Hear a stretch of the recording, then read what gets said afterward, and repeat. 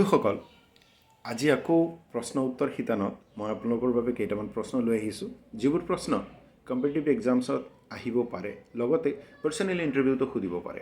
প্ৰথম প্ৰশ্নটো হ'ল, মুম্বাই হাইকোৰ্টৰ এনে এজন অধিবক্তাৰ নাম ক'ম যিজন অধিবক্তাই 5জন দুৰ্নীতিগ্ৰস্ত ন্যায়াধীশক আইনীভাৱে অপসাৰিত কৰাইছিল। তেওঁৰ নাম হ'ল ইকবাল এম ছাগলা।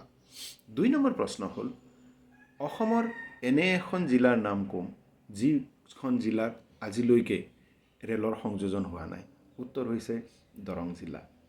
3 নম্বৰ প্ৰশ্ন হ'ল, মা কামাখ্যা মন্দিৰলৈ খোজকাঢ়ি উঠিব পৰা খটখটি ষ্টেপছৰ কি নামে জনাজাত? উত্তৰ হ'ল মেখেলা উজোৱা। 4 নম্বৰ প্ৰশ্ন হ'ল, গুৱাহাটী চিৰিয়াখানা যিখন পাহাৰত অৱস্থিত সেইখন পাহাৰৰ নাম কি?